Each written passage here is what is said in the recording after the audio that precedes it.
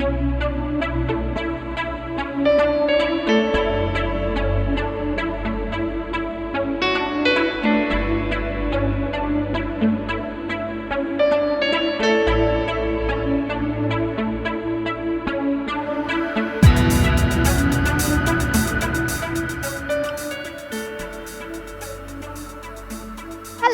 welcome to Hull.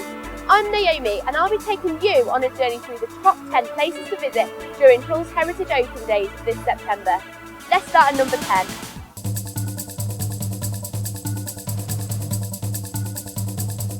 Starting off our countdown at number 10, we've got Maester House. Maester House was built in the 18th century by wealthy merchant Henry Maester. The house still holds some of its original features, such as this amazing wrought iron staircase. It's also a Grade 1 listed building and the only National Trust property in the whole of East Yorkshire. 1898 was a really exciting year for Maester House. They found the oldest golf clubs in the world, just hidden away in a cupboard. Possibly even this one. Just another of Hull's intriguing little secrets.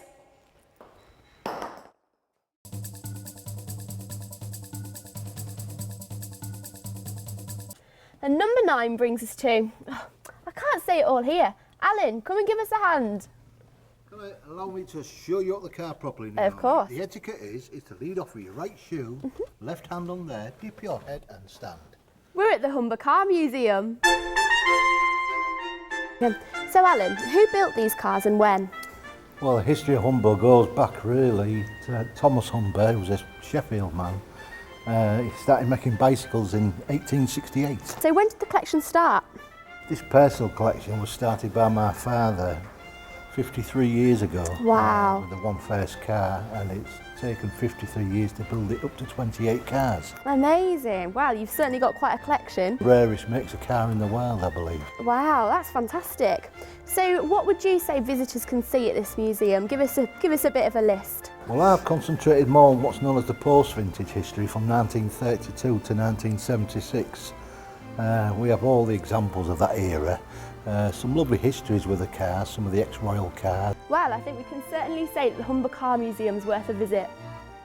The Humber Car Museum is the only collection of Humber cars in the whole world. And it's all hidden away in this old potato warehouse. Just another of Hull's intriguing little secrets.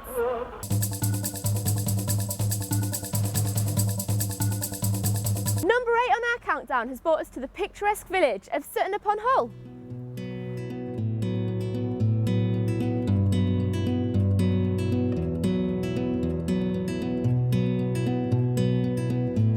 The church was founded in 1349 by Sir John de Sutton, who, as you can see, has been laid to rest here.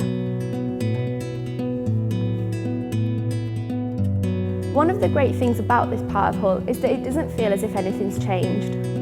No matter what direction you come into Sutton from, it feels like an oasis of rural calm in the middle of an urban sprawl.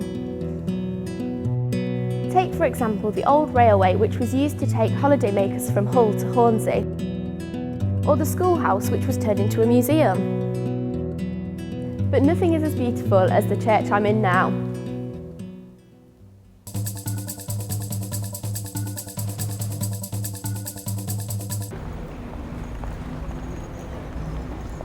Number 7 in our countdown brings us right to the centre of town, next to Queen Victoria. I'm stood in Queen Victoria Square, where there's loads of exciting things to do.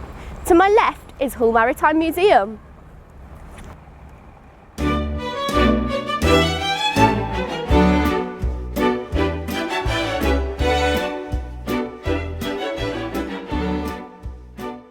And to my right is Ferrens Art Gallery.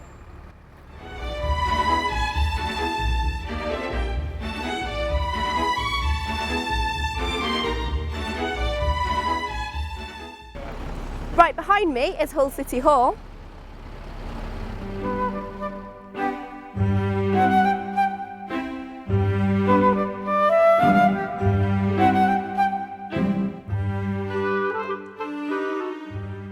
And just over there is Prince's Quay, Hull's beautiful shopping centre floating on the water.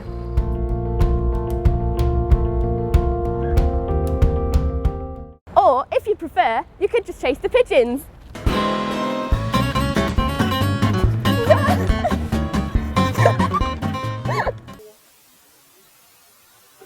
I'm at the George Hotel and this is England's smallest window. Well, I can almost see through it. Just another of Hull's intriguing little secrets.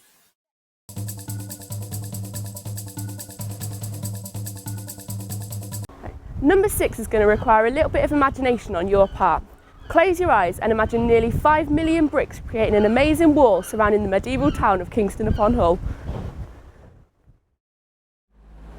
Open your eyes. This is all that remains of the walls, just a few thousand bricks. But these are the most important ones. In 1642, King Charles I came to try and get into his town through these very gates, and no one would let him. It was this little bit of disobedience that sparked the Civil War. You are still able to follow where the walls once were by tracing the red brick lines that run throughout the city.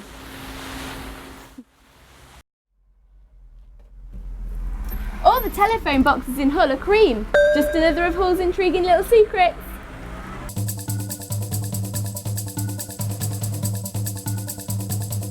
I'm stood next to the River Hull, which is where the city got its name from. From this point, the town grew, and that's all because right here, the old harbour is where the ships would dock, unload their cargo and store them in the warehouses, which you can see right behind me. You can even see the cranes, which were used to pick up the cargo that was stored on the boats. But there's plenty more to see than just the old harbour. I'm stood at Blades House, the former home of the Blades family, who were wealthy merchants in the 1700s. They even built the HMS Bounty, which is where the famous mutiny took place. So when the old harbour got too small, they decided they needed to build another one. In 1778, they set to work and built the biggest harbour in the world. This is all that remains of it now, but if you follow the red bricks, you can still see where it used to be.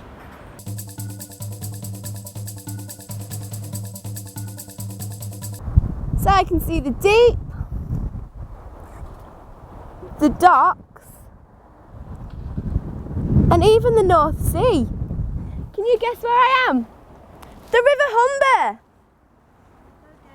So loads of towns and cities have got rivers. What's so special about this one? The River Humber is over a mile wide, and because it's so flat around here, big skies, as the poet Philip Larkin called it, you can see for absolutely miles. There are plenty of interesting statues to see around here. Take, for example, William de la Pole, Hull's first mayor in 1332. Nearby we've got Humber Street, which used to be right next to the river, hence its name. Until recently, this street was still used to store a lot of the goods that were unloaded from the docks nearby, such as fruit. However, nowadays fruit means something entirely different. This area is one of the hippest places to be seen in Hull. It hosts loads of exciting events, art galleries, microbreweries, poetry reading and live music. I'm heading inside.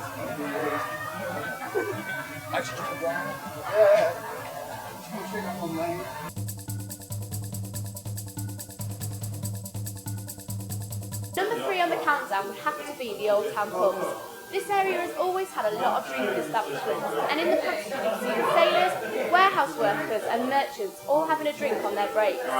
Nowadays, not much has changed. I guess there's less sailors though. But don't just take it from me, I'm going to ask some of the locals what the pubs mean to them. What do the Old Town pubs mean to you? A traditional pub in a traditional old town setting.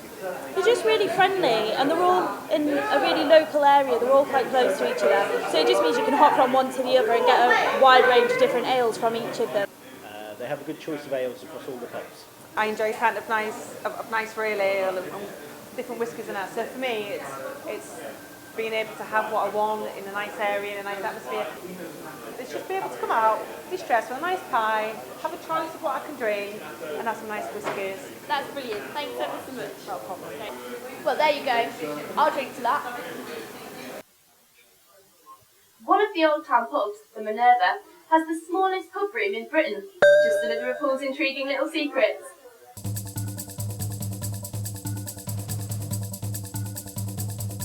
We're now in Museum Quarter, located in the Old Town along the High Street. There's 3 museums here, the Hull and East Riding Museum, William Wilberforce House and the Street Life Museum. And best of all, they're all free.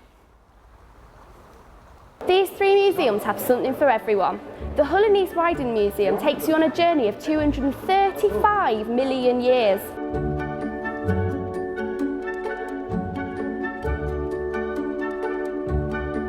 The William Wilberforce House tells you all about the man himself and his struggle against slavery.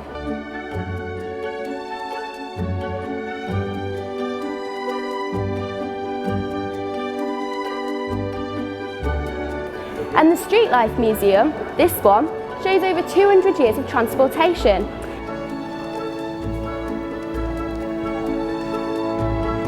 And this is what an old high street used to look like. As for me, I'm going off to explore.